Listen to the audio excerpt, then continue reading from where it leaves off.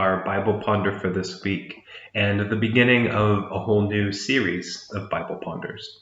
So the last series we talked about a few big themes of the Bible, and we kind of took them in turn and talked about how they show up and how they help us see the overall big picture of the whole Bible. In this series leading up to Christmas, I thought it would be really interesting as part of a Bible Ponder sort of idea to look at the genealogy of Jesus. And specifically, there are two of these in the New Testament that we have. We have in the beginning of Matthew, the most famous one is Matthew chapter 1, verses 1 through 17. And that is a genealogy that goes from Abraham to Jesus, and it's organized really tightly, and the writer of Matthew says there's 14 and 14 and 14, and there's all sorts of numbers. And that's a good way to start a gospel. It's a good way to start a story from that time to do a genealogy. The other genealogy we have is from Luke chapter 3. And this one's less well known because it kind of comes buried kind of at the end of the story of Jesus' birth and kind of childhood. And it comes before he's an adult. So it's there tucked in Luke chapter 3, and it's a bit shorter. And this one goes all the way to Adam rather than just stopping at Abraham. But what's interesting about these genealogies is that they are not identical. In fact, it's not even really close. They're really quite different. Some sections are more different than others, but they're really different. So in this series leading up to Christmas, I thought it would be useful and helpful as both just informative to talk about the genealogies and their differences and why that is, or why we think that is, and what that maybe means, but also an instructive exercise. An exercise in taking two parts of the biblical text, specifically two parts of two gospels, and comparing and contrasting their similarities and differences. Given the fact that we have four gospels, and they all tell what is essentially the same story about Jesus, but they all have their differences, they all have their similarities. And I think it's always useful as an exercise to look at why that is, and see if we can find reasons why that is, or if the reasons are helpful or harmful or whatever. I think at times we can be afraid of the idea that there is anything that we would consider a mistake or something wrong in the Bible, and how could it be? Surely it's perfect.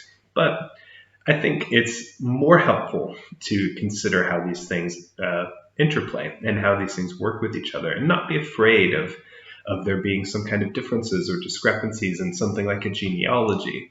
And we can use it as an exercise to see how the entire story of Jesus does not fall apart because a couple of names are different in a genealogy. But we'll get to talk about what the points of those are, what Luke is trying to do and what Matthew is trying to do with their respective genealogies. And I think it'll be really interesting and really helpful. So I invite you to join us join us in our journey leading up to Christmas. Today our video is this introduction, and give you a bit of a rundown of where we're going to head in the next few weeks. And then what I think we will do, because this is just how I think it will work best given the busyness, even though it's going to be different, of the holiday season, is we'll return in January and we'll have our discussion of the whole thing after Christmas and kind of look back into Christmas and kind of tie a bow on it then. So today is obviously the introduction, and I have a little bit of homework for us that I'll give you at the end. Next week, we'll talk about Matthew's genealogy for a first part. So we're going to talk about that over 2 weeks. The first part, I want to talk about the numbers. So Matthew says there's 14 and 14 and 14, and he thinks it's all tidy, but if you actually count it, it comes out a bit different. So we'll talk about the numbers, we'll talk about the precision and the attempt at organization that Matthew does. And then we'll also talk about promises. And this will tie into our big theme, covenant, that we talked about in the last series.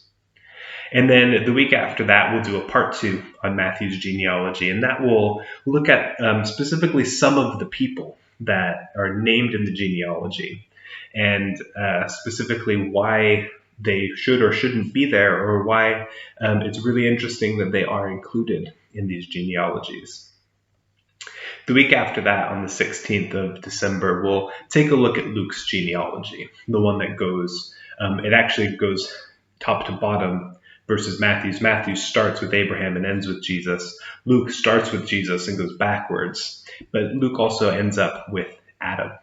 And so that's an interesting wrinkle, and we'll talk about Luke's genealogy and going all the way back to Adam. And then on December the 23rd, just before Christmas, we'll have a video where we'll talk about the differences and we'll talk about the discrepancies. So first I want to look at Matthew's on its own, and then I want to look at Luke's on its own, and then we'll bring them together. And we'll talk about the differences, we'll talk about the discrepancies, and we'll talk about why they do and don't matter. And I think that will be a good culmination of that. And then we'll come back. I think what we'll do is go on the 6th of January, give a week off in between Christmas and New Year. And then on the 6th, we'll come back. I'll do a wrap-up video. And then we'll come together to discuss these genealogies and kind of enter back into Christmas there at the beginning of January. So that's our genealogy plan. I think it'll be really interesting. I think it'll be really fun. And I hope that you join us for the journey. My homework for you in between today and next week, when we begin to talk about Matthew's genealogy, is go and read them. Just go and read them for yourself. I'll put it up on the screen here and also in the description of the video. Matthew 1:1-17, just the very beginning of Matthew. You'll find it pretty easy. And Luke chapter 3, verses 23 to 38. And again, I'll put those up on the screen and I'll put them in the description of the video. But go and read them. Just see what you think. See what comes out of you. And think, first of all, just, are there any names that you recognize? Some you may not recognize, some you won't know. Some we don't know anything other than just that their name appears here. But some you might recognize. So think about their stories. And think about what their stories may represent and what their stories may have to do with Jesus and in being in his genealogy. So that's your homework. Just go and read them and have a think about the names that you recognize. Thanks for watching this video, and we'll see you next week to talk about Matthew's genealogy. Have a good evening.